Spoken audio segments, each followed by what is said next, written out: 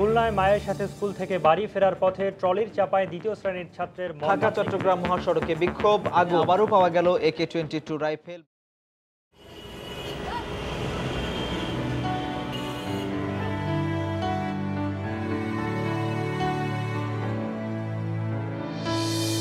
ফিরে যাও, ঘুরে দাঁড়াও, দেখো প্রাণের জোয়ার ভাসছে,